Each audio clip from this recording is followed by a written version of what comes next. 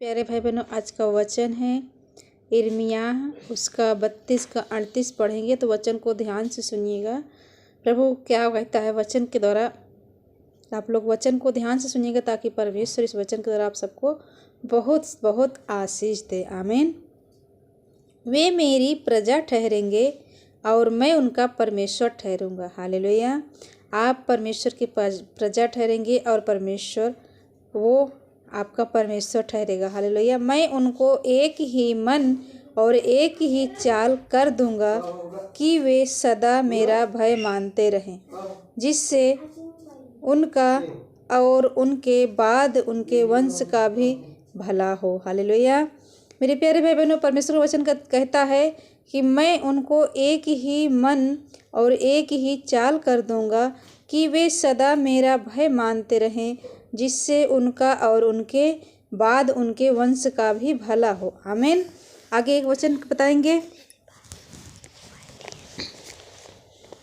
तो वचन को ध्यान से सुनिएगा। मैं उनको उनके सारे अधर्म और पाप के कामों से शुद्ध करूंगा जो उन्होंने मेरे विरुद्ध किए हैं, और उन्होंने जितने अधर्म और अपराध के काम मेरे विरुद्ध किए हैं उन सब को मैं क्षमा करूंगा। हालेलुया। ये वचन है यिर्मयाह 33 का 8 है मेरे प्यारे भाई बहनों। तो वचन आप लोग ध्यान से सुनिएगा।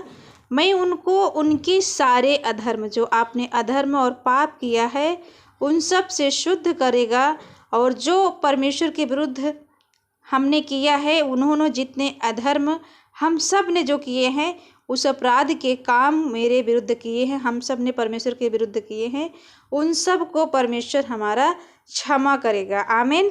तो परमेश्वर इस वचन के द्वारा आप सबको बहुत बहुत आशीष दे। एक वचन को और पढ़ेंगे मत्ती, और हम प्रार्थना कैसे करेंगे, बाइबल क्या बताती है, इस बारे में आप लोग ध्यान से ज़रूर सुनिएगा। प्रार्थना हमें कैसी करनी चाहिए, परमेश्वर इस बारे में क्या कहता है। तो आइए हम वचन के द्वारा बात करते हैं। हालेलुया। जब तू प्रार्थना करे तो कपटियों के समान ना हो। हालेलुया। जब तू प्रार्थना करे तो कपटियों के समान ना हो, क्योंकि लोगों को दिखाने के लिए आराधनालयों में और सड़कों के मोड़ों पर खड़े होकर प्रार्थना करना उनको अच्छा लगता है।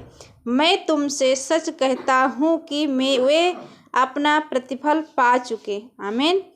परंतु जब तू प्रार्थना करे तो अपनी कोठरी में जा और द्वार बंद कर ले। हालेलुया। द्वार बंद करके अपने पिता से जो गुप्त में है प्रार्थना कर, तब तेरा पिता जो गुप्त में देखता है तुझे प्रतिफल देगा। आमीन।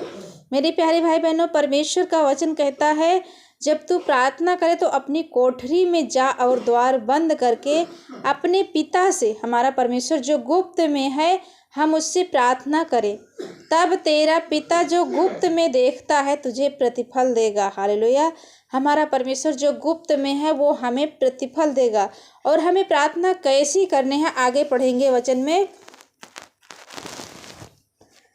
मत्ती 6 का 9। हालेलुया।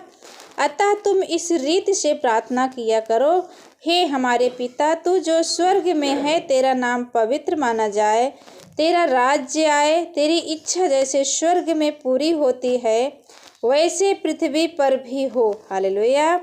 हमारी दिन भर की रोटी आज हमें दे, और जिस प्रकार हमने अपने अपराधियों को क्षमा किया है वैसे ही तू भी हमारे अपराधों को क्षमा कर। आमीन। और हमें परीक्षा में न ला, परंतु बुराई से बचा, क्योंकि राज और पराक्रम और महिमा सदा तेरे ही हैं। आमीन। मेरे प्यारे भाई बहनों, हम परमेश्वर का वचन कहता है जब हम प्रार्थना करें तो इस रीति से करें। हालेलुया। इसलिए यदि तुम मनुष्य के अपराध को क्षमा करोगे तो तुम्हारा स्वर्गीय पिता भी तुम्हें क्षमा करेगा। आमीन। यदि हमारे साथ कोई गलत किया है हम उसे माफ़ करेंगे मेरे प्यारे भाई बहनों, तो हमारा परमेश्वर भी हमें क्षमा करेगा। और यदि तुम मनुष्यों के अपराध क्षमा ना करोगे तो तुम्हारा पिता भी तुम्हारे अपराध क्षमा ना करेगा। हालेलुया।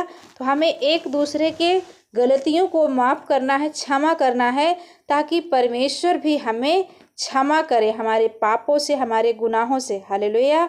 तो परमेश्वर इस वचन के द्वारा आप सबको बहुतायत से आशीष दे।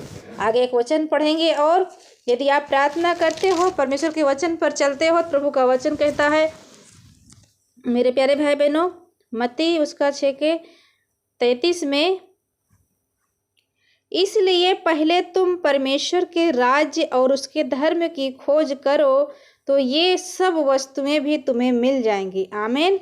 मेरे प्यारे भाई बहनों, प्रभु का वचन कहता है हम परमेश्वर के धर्म, राज्य और धर्म की खोज करें तो हमें सारी वस्तुएं मिल जाएगी। अतः कल की चिंता ना करो, क्योंकि कल का दिन अपनी चिंता आप कर लेगा। आज के लिए आज ही का दुख बहुत है। हालेलुया।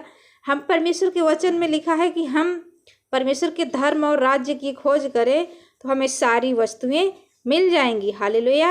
यदि आप